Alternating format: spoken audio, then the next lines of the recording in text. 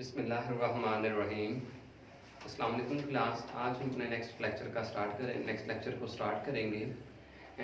कल हमने पढ़ा था ऑस्मो रेगुलेशन इन प्लांट पिछले लेक्चर्स में, और आज हम पढ़ेंगे osmo regulation in animals. Animals के अंदर ऑस्मो रेगुलेशन का मतलब है कि वाटर और साल्ट्स को बॉडी फ्लूइड्स के अंदर बैलेंस करना है with respect to their external environment. It's mean that there are two major principle of osmoregulation in animals, one of which is the osmoconformer and second one is the osmoregulator. These two principles elaborate the mechanism of osmoregulation in animals. It means that first of all we will discuss about osmoconformer. Osmoconformer are those animals which have isotonic body fluids. इसका मतलब ये है कि उनके body fluid जो हैं वो already क्या है, बोला आइसोटोनिक है। मतलब क्या, वाटर और साल्ट उनकी बॉडी के अंदर ऑलरेडी बैलेंस है, तो उनके अंदर कोई अडाप्टेशन नहीं होगी और वो उनको जरूरत भी नहीं पड़ेगी रेगुलेट करने की with respect to their external environment. Body fluids are isotonic, no need to regulate with respect to external environment. यानी कि इनके बॉडी फ्लूइड के अंदर, बॉडी के अंदर और सेल्स के अंदर ऑलरेडी वाटर और साल्ट जो है वो बैलेंस के अंदर है, तो it's mean that they have no adaptative character to maintain the concentration of salt and water. तो लेकिन इसके बिल्कुल ऑपोजिट क्या आ जाता है, ऑस्मो रेगुलेटर्स आ जाते हैं। ऑस्मो रेगुलेटर्स के जो बॉडी फ्लूइड्स होंगे वो या तो हाइपोटोनिक होंगे या तो हाइपरटोनिक होंगे। इट्स मीन दैट उनकी बॉडी के अंदर या तो वाटर ज्यादा होगा या तो साल्ट ज्यादा होगा, और उनको जरूरत पड़ेगी, उनके अंदर कुछ ऐसे करैक्टर होंगे, वो अपने अंदर ऐसी अडैप्टेशंस लेके आएंगे जो कि क्या करेंगे, मतलब उनको रेगुलेटर एक्सटर्नल एनवायरनमेंट के साथ रेगुलेट करने में हेल्प आउट करेंगे। यानी कि वो एक्सटर्नल एनवायरनमेंट में क्या करेंगे, अगर हाइपोटोनिक के अंदर रह रहे हैं तो डाइल्यूट करंट प्रोड्यूस करेंगे, यानी कि वाटर को ज्यादा से ज्यादा बाहर निकालेंगे। अगर वो हाइपोटोनिक उनके बॉडी फ्लूइड है देन वो साल्ट्स को क्या करेंगे, मतलब एक्सक्रीट आउट करेंगे for maintaining the concentration of salt and water to and we can in other words say that कि वो अपने बॉडी के अंदर अपने बॉडी फ्लूइड्स को क्या बनाना चाह रहे हैं, बोला आइसोटोनिक बनाना चाह रहे हैं। देन ये दोनों जो प्रिंसिपल्स हैं, ऑस्मो कन्फर्मर और ऑस्मो रेगुलेटर जो हैं, ये एक्सट्रीम कंडीशंस के ऊपर रिस्पांस प्रोड्यूस होता है। लेकिन मीडियम जो कंडीशन है, या हम ये कह सकते हैं इंटरमीडिएट कंडीशंस के ऊपर भी क्या होते हैं, रिस्पांस कॉमन होते हैं। ठीक है, तो हम सबसे पहले ऑस्मो रेगुलेटर जो है डिफरेंट एनवायरनमेंट्स के अंदर पढ़ेंगे। एनवायरनमेंट्स या तो मैरीन होगा या टेरेस्ट्रियल होगा या तो फ्रेश वाटर होगा। जिस तरह हमने ऑलरेडी पढ़ा हुआ है कि जो डिफरेंट एनवायरनमेंट्स, फ्रेश वाटर क्या होता है, मतलब जिसके अंदर वाटर ज्यादा होता है, और मैरीन वाटर क्या होता है, जिसके अंदर साल्ट्स ज्यादा होते हैं, सी का वाटर जो होता है। देन मैरीन वाटर के अंदर सबसे पहले हम पढ़ेंगे कि जो ऑस्मो रेगुलेशन है वो किस तरह होती है। हमने डिफरेंट एनवायरनमेंट्स के अंदर डिफरेंट कंडीशंस होंगी, तो एनिमल्स जो होंगे वो डिफरेंट तरीकाकार अपनाएंगे, डिफरेंट कैरेक्टर अडॉप्ट करेंगे to maintain their body fluid, to maintain the concentration of water and salt in their body fluid. So हम स्टार्ट करते हैं मैरीन वाटर से।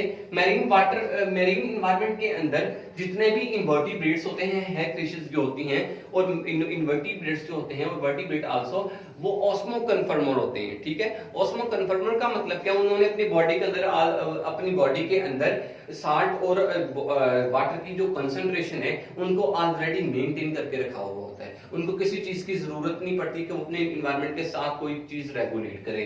देन हम सबसे पहले जो आपकी मैरीन वाटर के अंदर चीज आ जाती है वो कार्टिलेजिनस फिशेस है। कार्टिलेजिनस फिशेस वो फिशेस होती हैं जो बोनलेस होती हैं, और इनको हम कॉन्ट्रिकाइथस भी कहते हैं। तो ये कार्टिलेजिनस फिशेस के अंदर कार्टिलेज होती है, बोन नहीं होती। Cartilage is a soft bone, और इसके सेल्स को हम कॉन्ड्रोसाइट्स कहते हैं। ठीक है, और इसकी एग्जांपल जो है वो शार्क है। तो शार्क ने अपने अंदर कौन कौन सी चीजें मेंटेन करके रखी हुई हैं वो हम पढ़ेंगे।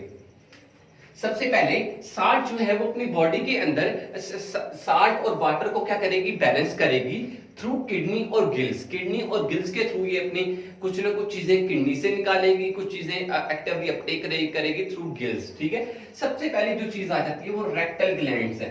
रेक्टल ग्लैंड्स क्या होते हैं, ये है फिशेस के अंदर, यानी कि कार्टिलेजिनस शार्क के अंदर एक अडैप्टेटिव कैरेक्टर है जो कि क्या करता है, मतलब एक्टिवली एक्सक्रीट आउट करता है साल्ट को बॉडी में से, क्योंकि उनकी बॉडी के अंदर ऑलरेडी वो उनकी बॉडी जो है बाहर 60 ज्यादा है तो बॉडी के अंदर भी ऑब्वियसली क्या चीज ज्यादा होगी, 60 ज्यादा होगा, तो देन वो 60 को बाहर निकालेगी ज्यादा से ज्यादा और वाटर को ज्यादा से ज्यादा अपनी बॉडी के अंदर रखेगी ताकि उनको डिहाइड्रेशन की कमी का सामना ना करना पड़ सके। और 60 उनकी बॉडी के अंदर जब भी इम्बैलेंस होंगे देन माल फंक्शनिंग जरूर होगी। ठीक है, तो इरेक्टल ग्लैंड्स क्या है, ये इरेक्टल ग्लैंड आपको शो करके दिखाए हुए हैं कि एसोफेगस है, ये स्टमक है, ये उसकी इंटेस्टाइन है जो कि स्पाइरल है, और कॉलिका क्या है, एक्सटर्नल ओपनिंग है। फिश की कॉलिका के नियर एक ग्लैंड होता है जिसे हम रेक्टल ग्लैंड कहते हैं जो कि साल्ट को एक्सक्रीट आउट करता है बाहर। ठीक है, ताकि उनकी बॉडी के अंदर साल्ट बैलेंस रहे और वाटर को ज्यादा से ज्यादा, जैसे भी वाटर को डिफ्यूज करवाएंगे बॉडी के अंदर, ब्लड के अंदर,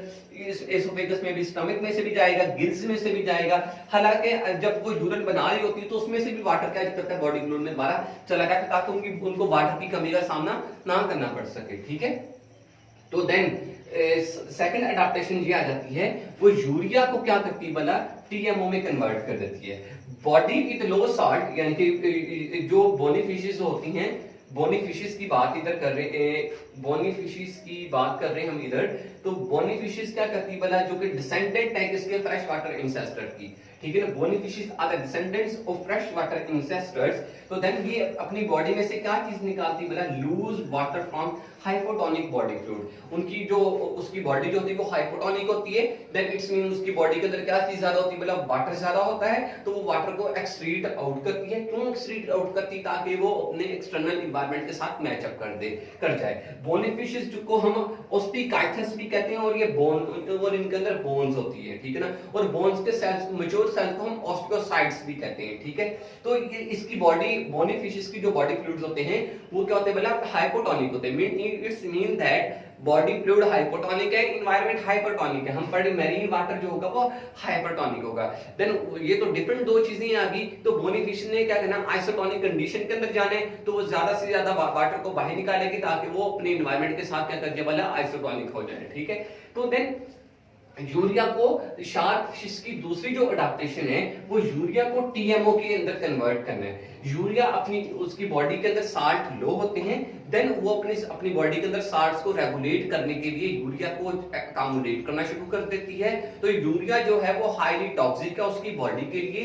क्यों टॉक्सिक है, क्योंकि यूरिया की हाई कंसंट्रेशन जो होती है वो प्रोटीन को डीनेचर कर देती है। अगर प्रोटीन डीनेचर होगी देन मेटाबॉलिक सिस्टम क्या हो जाएगा, डिस्टर्ब हो जाएगा, वो एनर्जी को गेन नहीं कर सकेगी। देन वो यूरिया को अकोमोडेट करने की बजाय उसको अपनी एक अनदर फॉर्म के अंदर कन्वर्ट कर लेती है, जिसको हम टीएमओ कहते हैं, ट्राइमिथाइल अमाइनो ऑक्साइड। और जो कि ये वाला जो स्ट्रक्चर होता है टीएमओ जो होता है, ये एक तो साल्ट की कंसंट्रेशन को तो बैलेंस करता ही करता है, लेकिन सेकंड काम क्या करता है, stabilizing the structure of protein. Protein के स्ट्रक्चर को कुछ नहीं छेड़ता, बल्कि यूरिया जो है वो हाईली टॉक्सिक है। ठीक है ना, body with low salts tended to make hypertonic, इसकी कोशिश क्या होगी कि वो हाइपरटोनिक बन जाए थ्रू रिटेनिंग यूरिया, अपनी बॉडी के अंदर यूरिया को रिटेन करके, बरकरार यानी कि अकोमोडेट करके। लेकिन यूरिया जो है हाईली टॉक्सिक है, तो देन वो डीनेचर कर देता है किसको बोला, प्रोटीन को। तो ये यूरिया को अकोमोडेट करने की बजाय, यूरिया को रिटेन करने की बजाय, बल्कि टीएमओ को रिटेन करना शुरू कर देती है यूरिया को कन्वर्ट करके। इस टीएमओ का एक एडवांटेज ये होगा, ये स्टेबलाइज भी करेगा स्ट्रक्चर को ऑफ प्रोटीन को, प्लस उसकी बॉडी को हाइपरटोनिक भी बना देगा। ठीक है, फिर आ जाते हैं हम ऊपर ये वाला पोर्शन के ऊपर। मेरीन वाटर, मेरीन फिशेस जो होती हैं, मेरीन एनवायरनमेंट के अंदर जो फिशेस रहती हैं वो ज्यादा से ज्यादा ड्रिंक करती है सी वाटर को, ताकि वाटर उस सी वाटर में से निकाला जाए और साल्ट को एक्सक्रीट आउट किया जाए। साल्ट गिल्स में से भी निकलेगा, एसोफेगस में से भी जाके सॉरी वाटर, फिर वाटर की रीअब्जॉर्प्शन एसोफेगस में भी होगी, स्टमक में भी होगी, स्मॉल इंटेस्टाइन में भी होगी, देन कोलिका के नियर भी जाके क्या होगा, वाटर जो उसकी बॉडी के अंदर चला जाएगा। लेकिन साल्ट को हर जगह से बाहर निकाला जाएगा। लेकिन एक बात इधर आ जाती है, अगर साल्ट को हम, आपने बफर सिस्टम पढ़ा हुआ है, ब्लड की पीएच को मेंटेन करना, देन उसके लिए NaCl जो होता है वो इंपॉर्टेंट है। तो उसके गिल्स के पास क्या होते हैं, क्लोराइड सेल्स होते हैं। ये क्लोराइड सेल्स जो होते हैं ये NaCl के लेवल को उसके ब्लड के अंदर क्या करती है बोला, नॉर्मल रखते हैं। लेकिन ये वाले जो साल्ट मैंने लिखे हैं, कैल्शियम, मैग्नीशियम और सल्फर के जो साल्ट्स होते हैं, इनको वो ज्यादा से ज्यादा बॉडी से बाहर निकालते हैं ताकि बॉडी को किसी भी किस्म का नुकसान उठाना ना पड़े।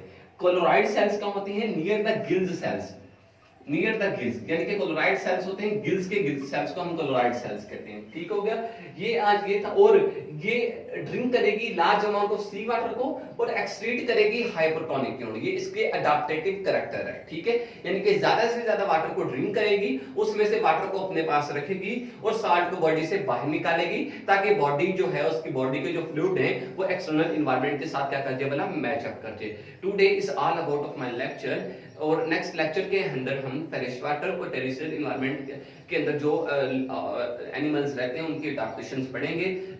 हम एक मतलब रिव्यू कर लेते हैं अपने लेक्चर को। सबसे पहले हमने पढ़ा है ऑस्मो रेगुलेशन कहते हैं किसे, वाटर और साल्ट की कंसंट्रेशन को बैलेंस करना।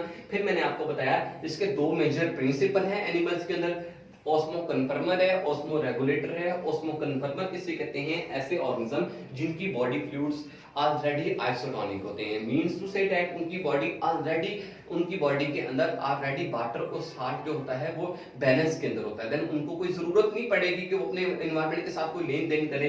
Then no need to regulate with respect to external environment. तो ये फिर आ जाता है ऑस्मो रेगुलेटर। इनकी बॉडी फ्लूइड्स या तो हाइपोटोनिक होगी या तो हाइपरटोनिक होगी, मींस इट्स मीन दैट उनकी बॉडी के अंदर या तो वाटर ज्यादा होगा या तो साल्ट ज्यादा होंगे। तो इसका मतलब क्या होगा, इनको जरूरत पड़ेगी कि वो अपने एनवायरनमेंट से, अगर किसी के अंदर वाटर ज्यादा तो वाटर बाहर निकालेगा और साल्ट को अपटेक करेगा, अगर किसी के अंदर साल्ट ज्यादा है वो साल्ट को बाहर निकालेगा एनवायरनमेंट में और देन एनवायरनमेंट से वाटर को अपटेक करेगा। ये दोनों जो रिस्पांसेस है मैंने बताया एक्सट्रीम कंडीशंस के अंदर होते हैं, लेकिन intermediate responses are also common. ठीक है, फिर हमने बताया डिफरेंट एनवायरनमेंट के अंदर डिफरेंट कंडीशंस होती हैं और डिफरेंट मेथड जो होते हैं वो ऑर्गेनिज्म अडॉप्ट करते हैं। और मैंने बताया हमने तीन तरह के एनवायरनमेंट पढ़ने, हमने मैरीन वाटर और फ्रेश वाटर और टेरेस्ट्रियल।